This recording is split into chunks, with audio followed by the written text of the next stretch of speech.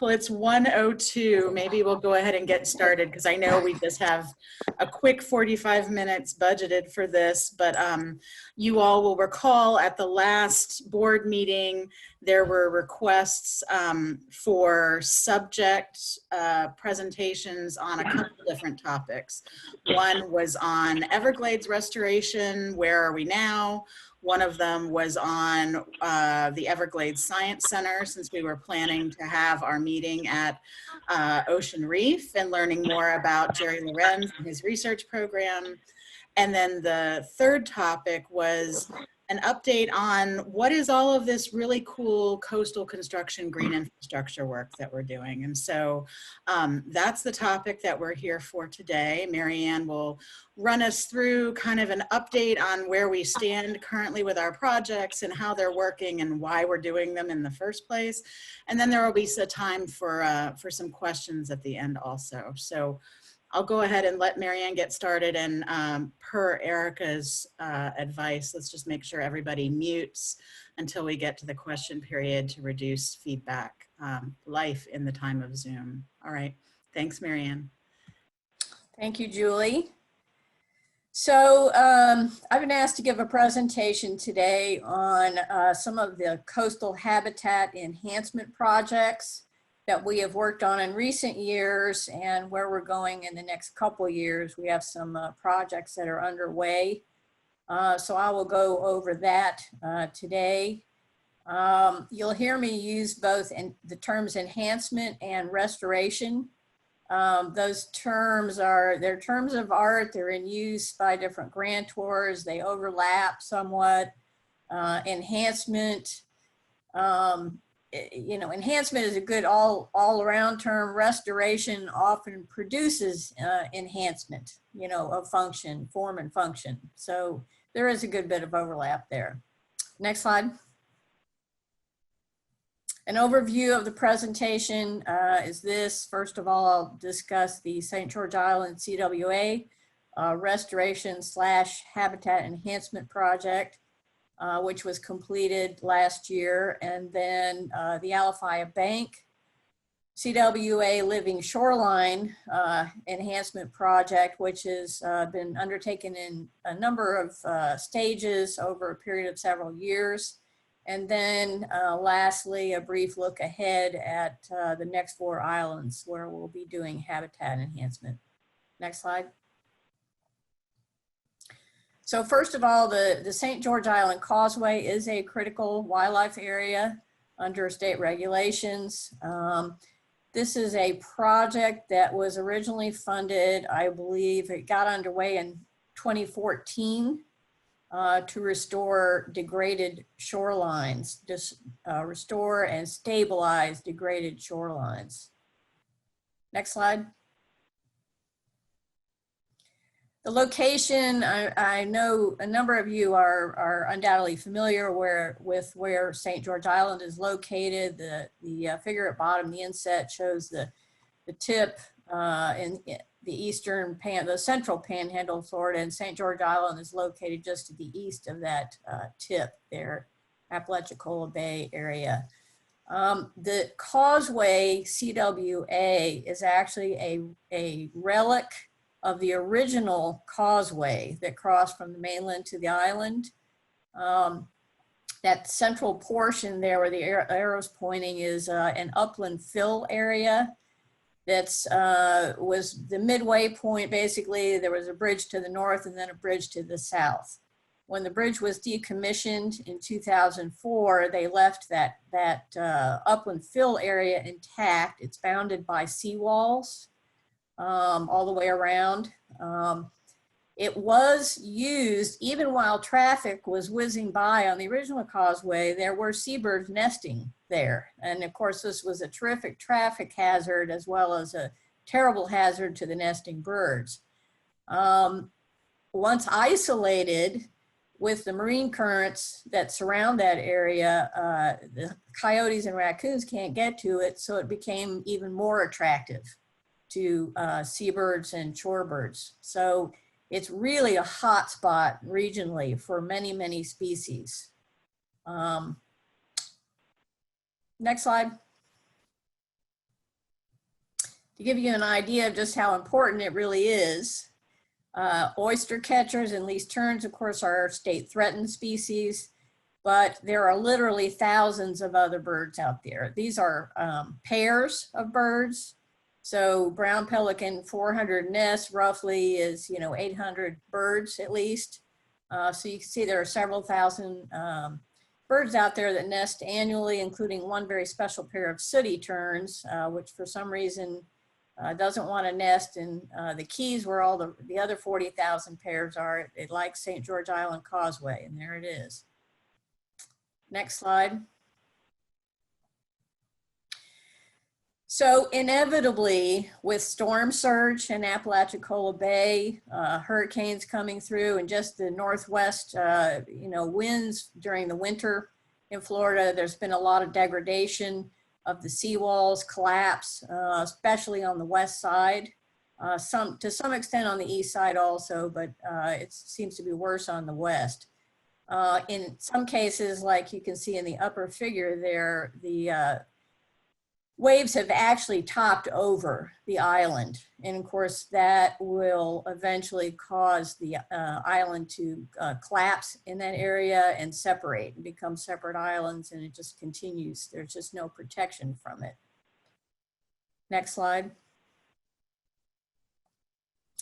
So early on in this project, our Taylor Engineering, and there was another one, sorry, earlier than that, they completed the design to repair. They looked at three sections on the figure to the left, sections 1, 2, and 3.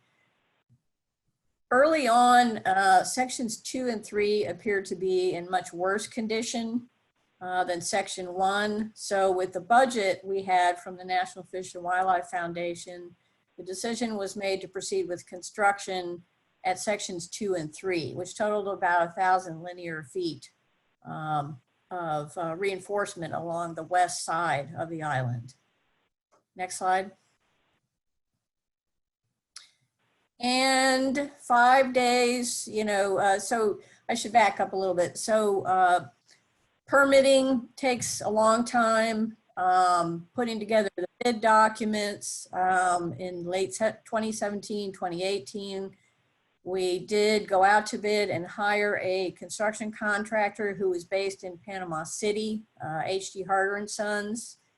And we were ready to start construction in October 2018, and here came Hurricane Michael. And not only did Hurricane Michael damage the causeway more so than it had been damaged, but the H.D. Harder Sons facilities in Panama City were damaged. At that point, it moved the construction schedule forward so that we knew we were going to have to still be doing some construction early in the closure period, the seasonal closure period for the critical wildlife area. So then we had to initiate another permitting process to get that access permit before we could start construction. So let's see, next slide. Construction, because of the overwash in section 1, the priorities were shifted in consultation with the contractor to repair sections 1 and 2 instead of sections 2 and 3.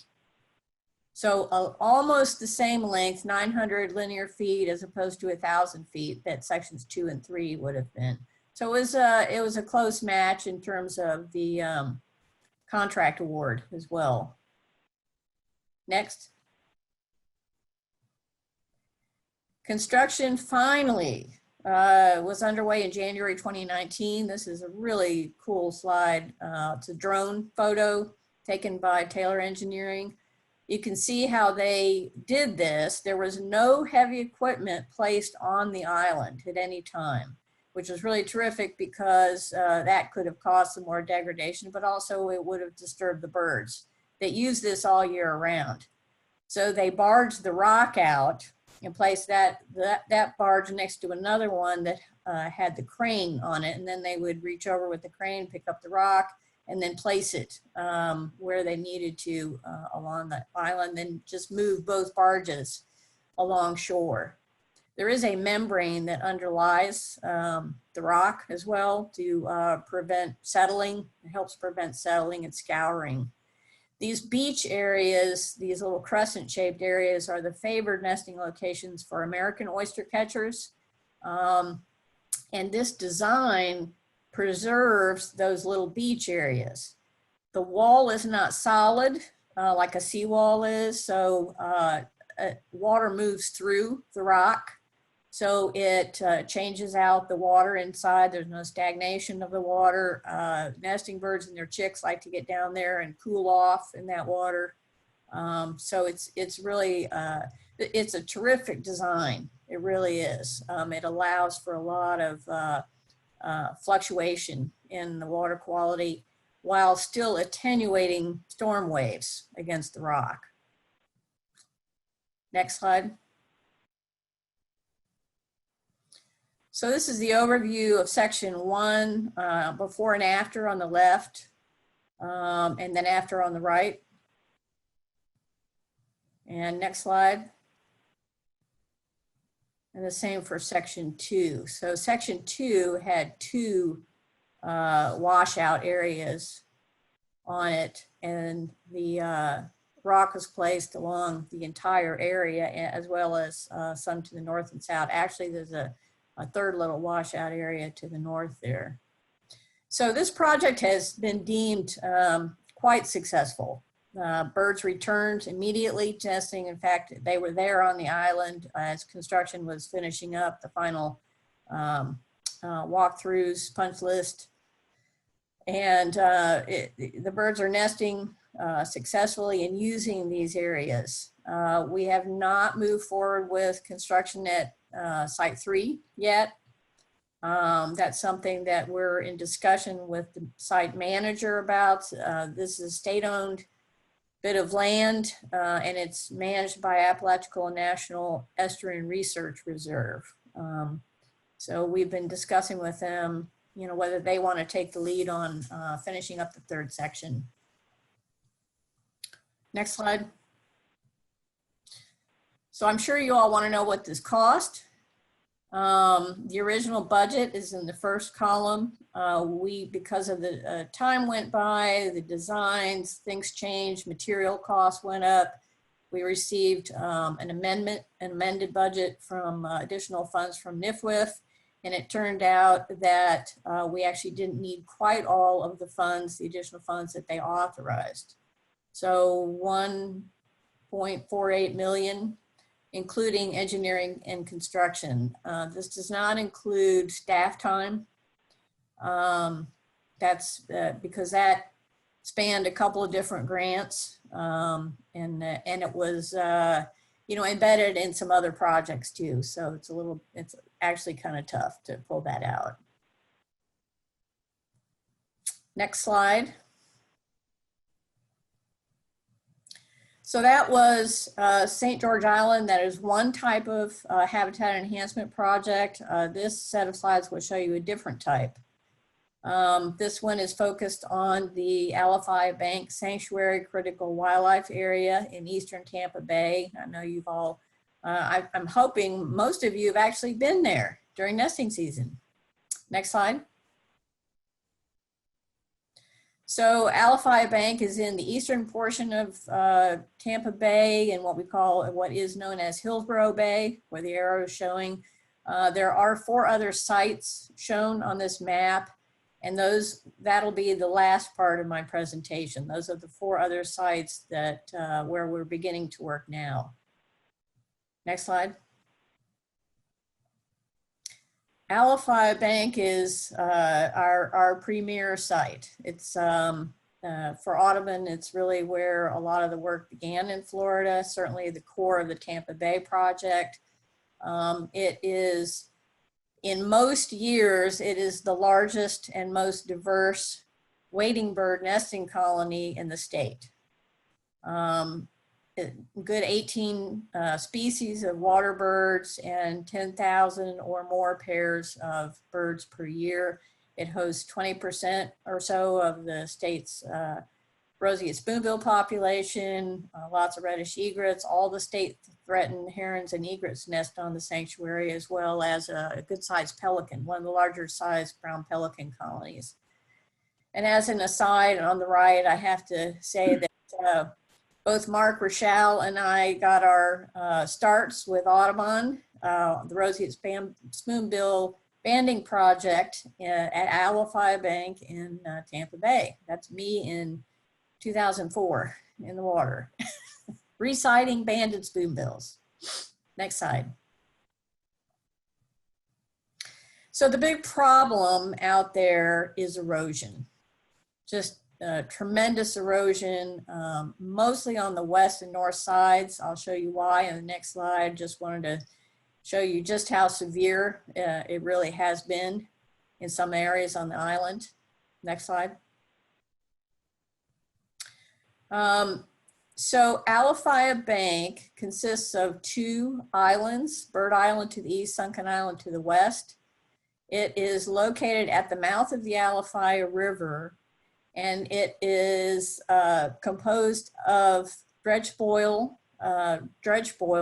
from widening or in deepening a channel, a shipping channel into the mouth of the Alafia River. It was initially, the sediments were initially deposited around 1932-33. It was dredging done by for access to the U.S. phosphoric plant that was located at the mouth of the Alafia River. It's now, of course, owned by Mosaic.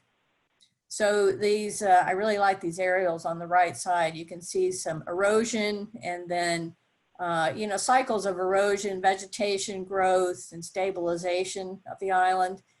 The shipping channel was widened in 1977, and the Corps deposited those sediments to the west of Bird Island and the tiny Sunken Island, and that enlarged the islands quite a bit. That's the photo on the left there. These islands are managed. We have a 99-year lease to manage these islands for bird conservation. And that's the work of our, some of the core work of our Tampa staff. Next slide. So why is erosion a problem? So in this figure, you see the map on the right there, the long north-south arrow is the main shipping channel running in and out of Tampa Bay, or Hillsborough Bay, actually. The red arrow that's more or less east-west is the side shipping channel that runs into the phosphate plant up the Alafia River. And Alafia Bank is located just to the south. You can just see where it says Sunken Island and Bird Island, right on the south side of that red arrow. So the ships are moving north and south, and they're throwing in and out of the main port. They're throwing wakes to the east or west, east and west. So Sunken Island on the west is getting hit by these waves from these massive freighter ships and cruise ships coming in and out. And Sunken Island and Bird Island are both being hammered by the wake of the boats running along the north side into the mouth of the Alafia River. The blue arrows show you storm surge directions, wide open water. So both sides of the island were being eroded by storm surge waves. Next slide. This is another slide showing later period, 20-year period between 1995 and 2005. And you can see how, so the wakes, the big ship wakes are coming in from the west, most, you know, the greatest, the largest waves. So it just keeps pushing that west end of Sunken Island to the east and eroding it. And then the north side is still eroding. Next slide.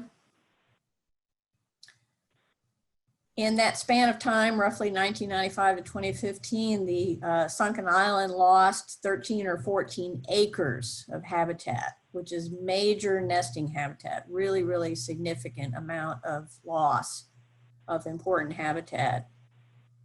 Next slide. So the great minds that protected, that of Audubon and the coastal island staff in Tampa decided to go out and get some funding. Let's do something about this. Let's stop the erosion or limit the erosion. Let's see what we can do with creative solutions. So in 2011, there was a first phase of construction, and there's actually construction at both Bird Island, this is the eastern island, and then Sunken Island, there was also a phase of construction. I'm going to go through those separately. So in this figure, you see the red arrow that is pointing toward 4 arrays of oyster reef balls.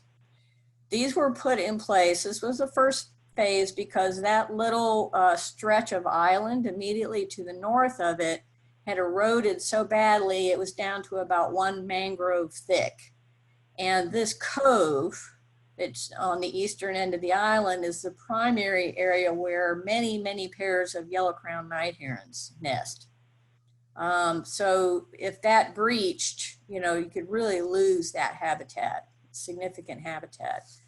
So this was phase 1, where it's located. Next slide. These are the oyster reef balls. They weigh about 800 pounds each. They're made of pH neutral concrete. They have a lot of holes in them. Tampa Audubon volunteers helped with this project by placing oyster shell bags along the inside of the arrays to help provide substrate to get oyster growth started on the oyster reef ball. Now this is the low energy side.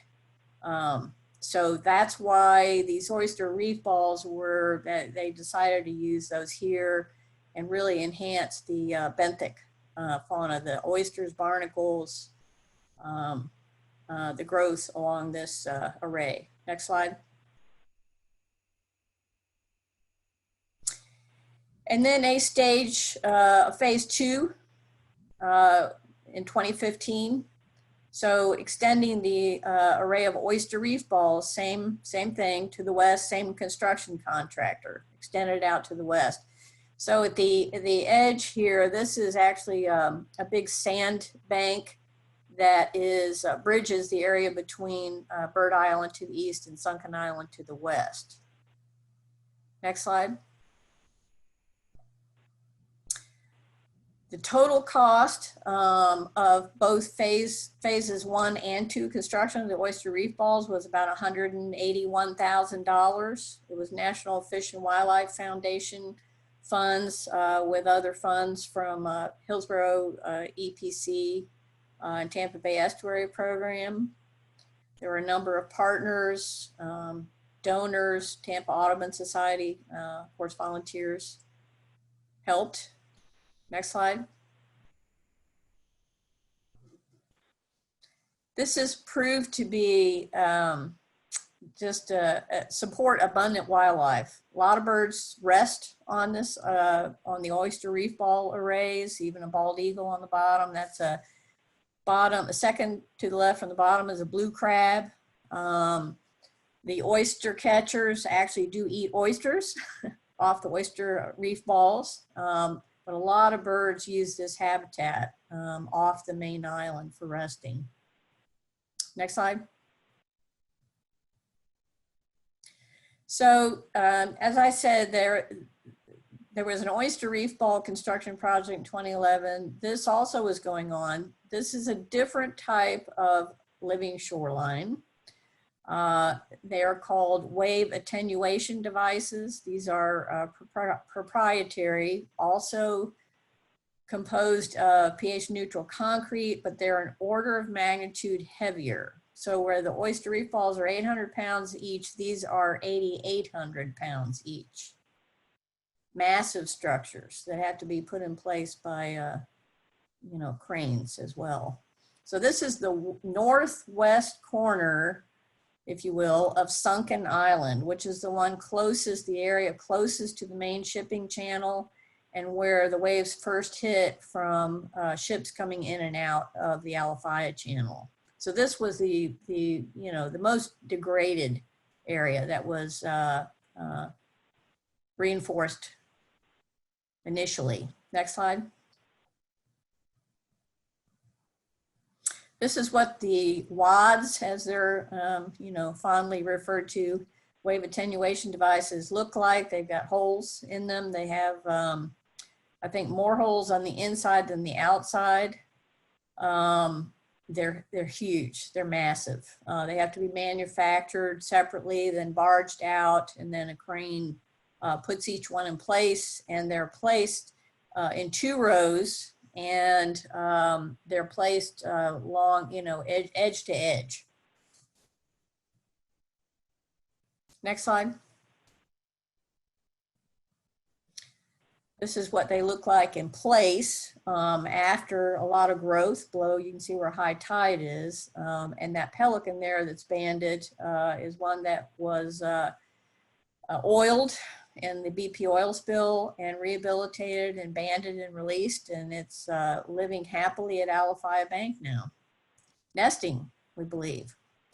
So the construction on Sunken Island that was completed in 2011, roughly $315,000, mostly funded by NIFWIF, Pinellas County Environmental Foundation, and then Mosaic contributions.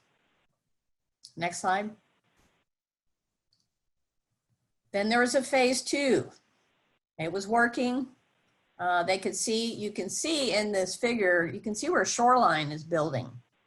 The white sandy area was building behind this phase 1 alignment. So in 2014, they added a second array, 475 feet, and also NIFWIF funds at a cost of about $250,000. This section, because there was some scouring and settling of the first ones, which you saw in the last slide, some settling of the WADs. This phase 2 included a membrane underlayment, which helps stabilize the bottom, you know, the weight, the tremendous weight of these things, so that they don't settle as much into the muck at the bottom and shift after installation. Next slide. And then most recently, this is the pinnacle of success here. In phase 3 with funds awarded, I think it was 2019, early 2019, we added an additional 550 feet of WADs to the southwestern end of Sunken Island. And then the 2 other arrows, the one to the far right and the far left, this was a mile long installation of wave attenuation devices, which has completely now protected the Alafia Bank on that north shipping channel. There was a good bit of damage from Hurricane Irma, which north winds came in, so they would be heading to the left in this figure. And the areas that were protected by the wave attenuation devices down on Sunken Island, we had no tree loss, and there were still pelicans, nests intact after the storm, but there was considerable damage in the unprotected areas where there were no wave attenuation devices. So it was really obvious that the WADs were doing their job during Hurricane Irma. This was just completed February 28th, 2020. This last mile was completed, and everybody is very happy. NIFWIF's happy, we're happy, the birds are happy. Next slide. This is a really terrific photo that shows you the calming effect that the WAD arrays have. You can see the choppy bay. So this is looking east. And this is up here on the left is the mouth of the Alafia River. So you're seeing the choppier water on the outside of the WAD arrays and the much calmer water on the inside. There are breaks in the array, and that's to allow, you know, dolphins and fish and water circulation, so the water quality is same as in the bay but there's definitely an improvement, and this will allow sediment to drop out on the inside as in the calmer water and deposit and increase the width of that shoreline. So it not only stabilizes, it really does enhance the shoreline. Next slide. So for the future, what we want to do something very similar to what's been done at Alafia Bank by protecting 4 additional islands. We secured funds to do this work, the engineering and construction at these 4 other sites, along with the funding to complete the final mile of WADs at Alafia Bank. So they're on the west side of Pinellas County, and the one dash dit, which is a critical wildlife area with a lot of spoonbills and wood storks down in Manatee County. Next slide. So we are, our engineering consultants have completed the bathymetric surveys and the seagrass surveys and some other work that's in preparation for finalizing these engineering design drawings. These will be submitted to all the permitting agencies. In blue, you're seeing where the engineers have recommended arrays of either oyster reef balls or wave attenuation devices. The yellow along the south side here of Dogleg Key, which is one of the 4, is existing oyster reef. So they're protecting that, that side. So what we would be adding is additional protection for the areas that are still eroding, that are unprotected. In all likelihood, because of nesting season and the length of time for permitting, we will not begin construction at these 4 sites until summer or fall of 2021. So next summer, next fall, not this year. We'll be in permitting probably through the end of the year into early next year, especially with the Army Corps of Engineers, which is probably the lengthiest permitting process. Next slide. I think we're near the end here. So this is our construction and engineering budget and our post-construction monitoring that's required by all the various agency permits. $4.65 million for that mile of construction on Alafia Bank and engineering and construction at the 4 other islands. Roughly $3 million of this was for Alafia Bank's construction. So it's about 1.6 million for engineering and construction at the 4 other islands is what remains to be completed for this project. Next slide. That might be it. Yep. So this shows some of that accreted shoreline and new mangroves taking root.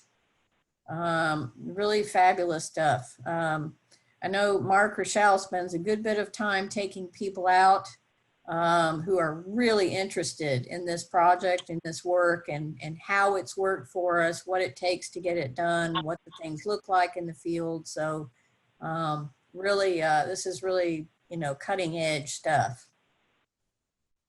Been very successful. That's it. Thank you. And I know we've been looking for ways to kind of share these lessons learned too. I mean, you guys heard Mary Ann kind of walk through the different kinds of structures that we've tried at Alafia, and how we've learned from each one and made improvements in the next stretches. So I think you guys put in did you guys put in an abstract for the Restoring America's Estuaries conference? I know it's been canceled now. It's going to kind of an online thing, but we want to be sure that we're getting this information out so that other folks can take on projects like this that work with the environment and address sea level rise and other challenges that we're facing, rather than simply putting in hard seawalls that don't serve anyone well. So if you guys have some questions, I know Mary Ann also brought Mark and Caroline to the call. Both of them were the project managers on the individual projects, and I'm sure that they could get into the nitty gritty if you're feeling wonky Yes. today. They really have all the detailed finer point answers. So they both did really, really outstanding jobs managing these projects on a day-to-day basis, all the hard work.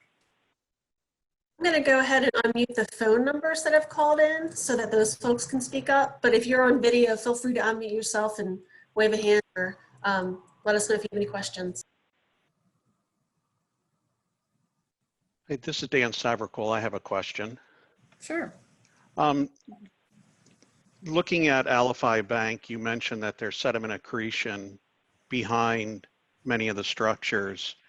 You know, looking at the aerial photography, you can see the impacts from the water on the islands, but do you have a handle on where the sediment is coming from that's leading to the accretion? Not an additional, so Mark, you may be able to answer that. I think it's really just suspended sediment. You know, it's turbidity, it's just suspended sediment in the bay water. There's more of it when there's storms, you know, choppier days. That's really largely what it is. But Mark, if you have anything to add, feel free. Yeah, so I do think that we get sediment dropping out. Just the input from the Alafia, the mouth of the Alafia is just east of the island. That's true. I definitely think we're getting material coming down the Alafia. In addition, I think the larger signatures are my theory, and I'm sticking to it. As the island erodes, the island, we still get a bit of erosion. There still is water, interacting with the shoreline. We're just not losing that material to the bay anymore. So you can see the shape of the island. It tends to form these hooks to the east. Create these coves, and that land is created with other parts of the islands that eroded away. So I believe that there is still a minimum amount of erosion, but the structures are keeping it from being blown out into the bay. So the configuration of the island may change over time. It may not have this kind of continuing hook to form, but I think that's the majority of the signature that you're able to see from the air. Okay, thank you.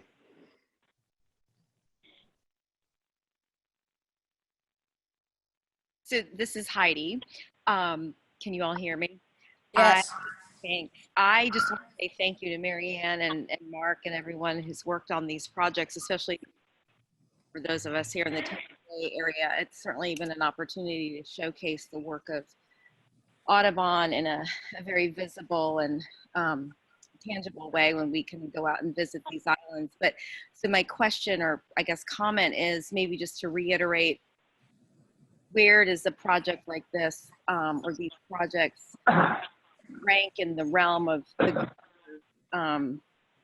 national or worldwide efforts in terms of our ability to talk not only amongst ourselves, but as we're recruiting new members and donors, and just to talk about the example that we're setting for others globally. I think, Julie, you talked about the impact on working on sea level rise and things like that. But I just maybe just a couple comments there so we can sort of have a few talking points moving forward to talk to fellow donors and folks like that.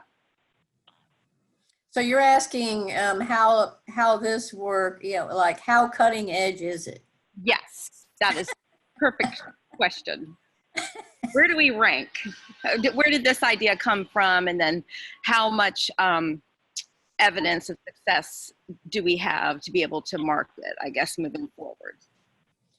So I think you can, there is definitely sediment accretion. What's happened is, Mark, you could talk about the monitoring that's put in place that's actually going to document the sediment deposition on the islands. So that, that success component is underway. Both the construction is very recently completed. I don't believe there are any other projects like this in the state of Florida, though. Are you aware of any, Mark? Not this large. Definitely the Tampa Bay area. At the Roberts Bay Sanctuary in Sarasota Bay, they installed a riprap breakwater along the length of the bird islands there. We were part of that process, and that was about 1,200 feet. To the extent I'm not familiar with any other project that's a mile long worth of riprap. Now, if we're talking nationwide. Louisiana, they do a lot of island creation and protection. Louisiana, we're talking, sometimes miles long, but definitely, I think in Florida, it's. Well, and where I think it's really strategic for us is we have the ability to talk about adaptation and resilience is not just something that we talk about for the built environment. It's something that we have to think about for the natural environment as well. And so as we're talking about sea level rise in Florida, everybody's worried about homes and streets and other infrastructure, but we also need to be considering what are the impacts going to be on our natural resources and how do we help them to make that transition to a time of higher seas.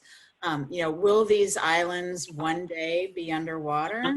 Yeah, they will be. But the point is that this is buying so much more time for the birds to be able to use this, so many more generations.